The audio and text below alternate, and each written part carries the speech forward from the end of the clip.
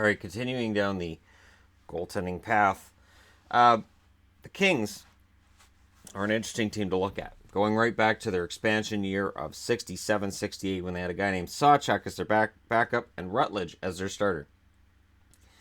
68-69, neither of them show up on the board because neither of them played 20 games, and you need to play a minimum of 20 games to get on the board. Desjardins, however, plays 61, and Desjardins with 61 games played. Decent season, 69-70. He's still your starter. DeJordy is the backup, and Rutledge shows up again as number 3. 70-71, DeJordy and John Norris are on the board. 71-72, Gary Edwards gets on the board with Rogie Vachon. So a lot of turnover, which is completely understandable at the start of a team's franchise.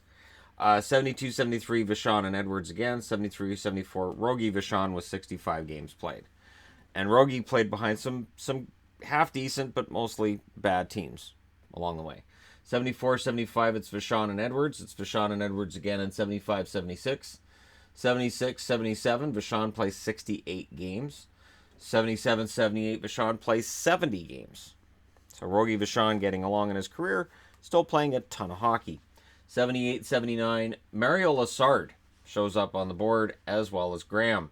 Lessard and Graham are your goaltenders in 79-80. 80-81, Mario Lessard plays 64 games. LA uses 5 that year. There's a lot of seasons where LA used a lot of goalies, so I thought I would document it here. Because there are. 82-83, it's Lessard and Doug Keynes as your goaltenders. 82-83, the ballad of Mario Lessard comes to an end with Laskowski as the goaltender for 46 games, and nobody else plays the minimum 20. 83-84, they go with 5 goalies, the same as they did in 82-83. Mike Blake and Marco Barron are the two that hit 20 games. That's right, Mike Blake and Marco Barron. Somewhere that is your trivia answer to something. 84-85, Janesic and Elliott are the goalies, so a lot of turnover for the Kings in the early 80s. 85-86, Janesic, Elliott, and Rolly Melanson comes in. So Rolly the goalie, who 86-87 plays starter minutes with Elliott as the backup. 87-88, Melanson again with Healy as the backup.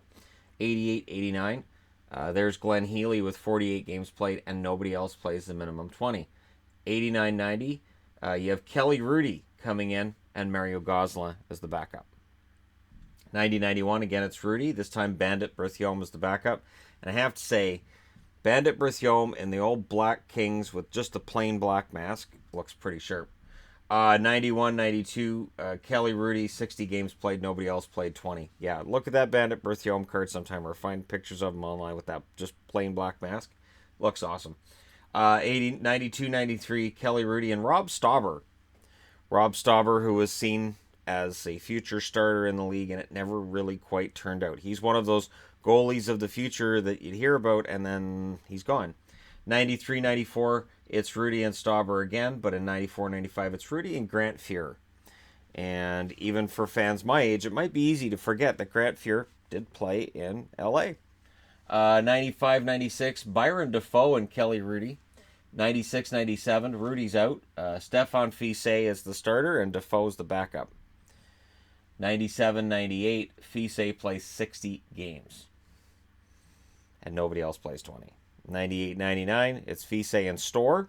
99-2000, it's Fiset and Storr again, although there's 5 different goalies that play for the Kings that year. 2000-2001, it's Storr and Potvin. 6 different goalies play for LA that year, so they decide they've had enough. And in 2001-2002, Potvin plays 71 games, which means nobody else plays 20. 2002-2003, Potvin and Storr are your goaltenders again. So Jamie Storr stuck around in LA for quite a while. Again, he was another one that never quite lived up to his potential, but still had a half-decent career out of it. 2003-2004, Roman Cechmanek comes in with Cristobal Huet as the backup. And of course, we all remember Cechmanek, for those of us who remember him, that he was really solid during the regular season, and then in the playoffs it was a bit of a different story. 2005-2006, so after the lockout, Matthew Guérin and Jason LaBarbera shows up on the board here. 06-07, Guérin, Burke, and Cloutier. This was the season LaBarbera was caught in the minors. So what they used to have was you'd pass a guy through waivers to go down to the minors. They had to go through waivers again to come back up. Now, coming out of the last lockout in 2012-2013, they got rid of that. Re-entry waivers are gone. But at this time, they were still a thing. LaBarbera was playing great in the American League. They could not bring him up because they knew they had to put him on waivers, and he would get taken. So Guerra, Burke, and Kluche are your goalies. They played 5 altogether. LaBarbera couldn't get played. Not without going through waivers. So 07-08, LaBarbera is the only one that plays 20 games. He plays 45 altogether, but they use 7 different goaltenders. So when we start talking about how bad LA was, goaltending was a problem at that stage. And LaBarbera, when he came in, he was good, but he wasn't... I don't think he was what LA had envisioned he would be when they were letting him marinate, for lack of a better term, in the minors. 08-09, Jonathan Quick comes out of nowhere as the starter, and Eric Ersberg is the backup. Ersberg's one that I like too. I was surprised he didn't make it. 2009-2010, Jonathan Quick plays 72 games. That's a ton of hockey. And when you look at Jonathan Quick getting hurt, I think the amount of hockey he's played over the years has probably added some years to him. 2010-2011, Quick and Bernier are the goalies, of course. Bernier was another one. Goalie of the future. He's going to be great. And then LA had to get rid of him.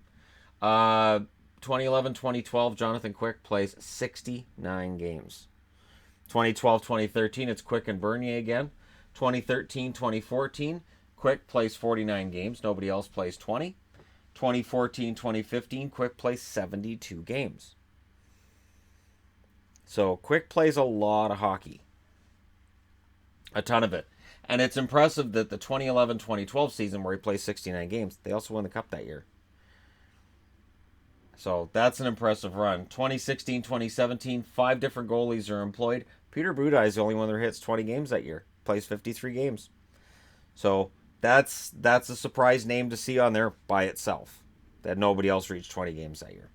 Of course, they brought in Ben Bishop as a rental, and they still had Quick, but Quick didn't play 20 games that year. It was just a mess for the Kings. 2017-2018, Quick is back, plays 64 games. Nobody else plays 20. Of course, Budaj was out. Bishop was out. And it was Quick's show.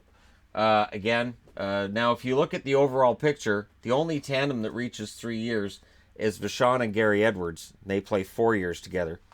Rogie Vachon is on the board 7 times. Edwards 4 times. Mario Lessard 4 times. Kelly Rudy 7 times. Felix Potvin only 3 times. Felt like he was there longer. And Jonathan Quick 9 times. So this year will be year number 10. He'll be the first LA goaltender to play 20 games or more in a season 10 times. Your goaltender count is at 36, which seems high, but honestly it's around the middle for the 1967 expansion teams. And since 2000, they've used 13 goaltenders, which again may seem a little high, and the record so far is 18, so 13 seems not too far off, but they're top 5 so far. But I think when this is done, when the series is finished, I don't think they'll be top 5 or even top 10. Anyways, there you go. The LA Kings goaltending history, which has been colorful. They ride their starters. They've gone through their periods where they went through a lot of goalies, but overall it all balances out. So there you go. Thank you guys so much for watching. Hit like and subscribe if you're browsing your way through. You're just tapping upon this video. And hey, thank you guys so much for being out there. Makes it worth being in here. I'll talk to you again soon.